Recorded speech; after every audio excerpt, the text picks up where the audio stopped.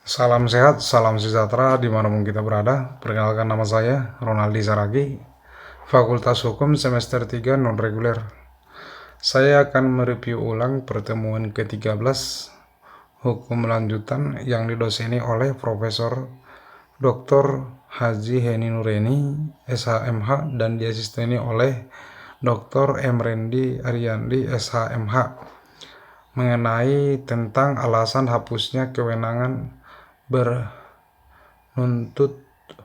menuntut dan menjalankan pidana.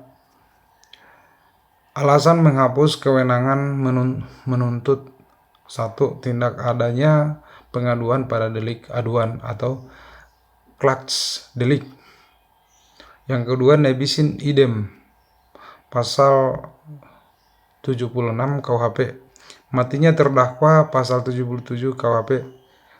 Yang keempat, kadaluarsa pada pasal 78 KUHP. Yang kelima, menyelesaikan di luar beracara atau afdoling buiten prokes pada pasal 82. Yang keenam, adanya abolisi atau amnesti diatur di luar KUHP.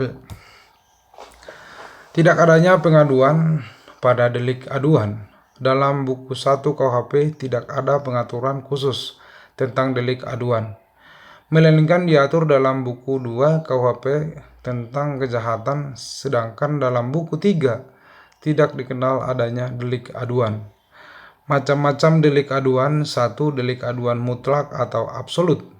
Suatu delik atau tindak pidana yang karena sifatnya sendiri dari kejahatan, maka hanya dengan pengaduanlah baru dapat dituntut. Delik aduan atau relatif. Delik aduan yang tidak bertanggung pada sifat kejahatan, melainkan pada hubungan antara si pelaku dengan kejahatan itu, atau perbuatannya dan orang yang dikenai kejahatan itu. Keistimewaan atau kekhususan delik aduan absolut.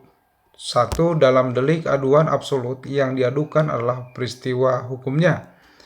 Yang kedua, dalam delik aduan absolut, pengaduannya tidak dapat dipisah-pisahkan atau split bar. Artinya dengan adanya pengaduan berarti berlaku untuk semua pelaku kejahatan, walaupun tidak disebutkan satu persatu. Oleh karena itu, dalam delik aduan yang absolut, pengaduan mutlak harus ada, sebab tanpa pengaduan pelaku dan peserta lainnya tidak dapat dituntut. Dalam delik aduan relatif, yang diadukan adalah orang yang disangka telah melakukan tindak pidana. Dalam delik aduan relatif, pengaduan dapat dipisah atau split bar, artinya pelaku peserta kejahatan tidak dapat dituntut apabila tidak disebutkan. Jadi yang disebutkan saja yang menjadi pelaku tindak pidana. Siapakah yang berhak mengadu?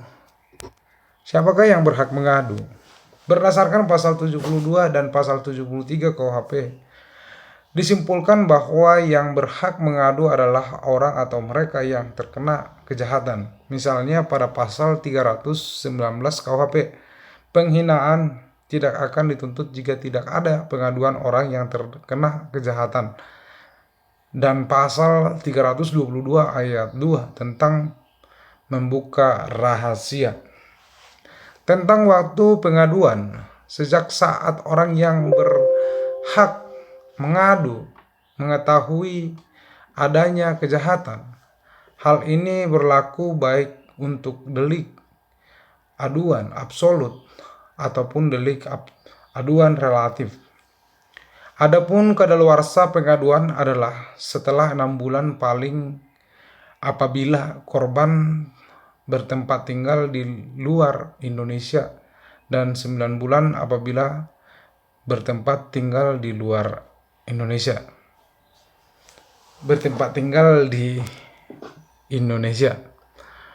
Menarik kembali pengaduan.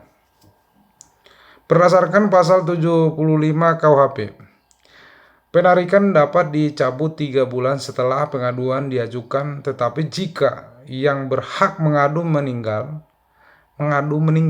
maka pengaduan tidak dapat dicabut kembali, tetapi khusus untuk delik aduan absolut. Penarikan pengaduan tidak terikat waktu 3 bulan, melainkan selama waktu pemeriksaan dalam sidang pengadilan. Nebisen idem diatur dalam pasal 76 KUHP. Istilah nebisen idem atau nemo debet bis vesari yang berarti tidak atau jangan dua kali yang sama. Dasar atau rasio dari ajas ini adalah untuk menjaga martabat wibawa pengadilan, untuk kepastian hukum bagi terdakwa yang telah mendapatkan putusan hakim. Syarat-syarat nebisen idem: ada putusan hakim yang mempunyai kekuatan hukum tetap. Putusan yang dijatuhkan berlaku untuk orang yang sama. Perbuatan yang dituntut kedua kali adalah sama dengan yang pernah diputus. Sekian yang dapat saya review di pertemuan ke-13 hukum lanjut. Sekian dan terima kasih.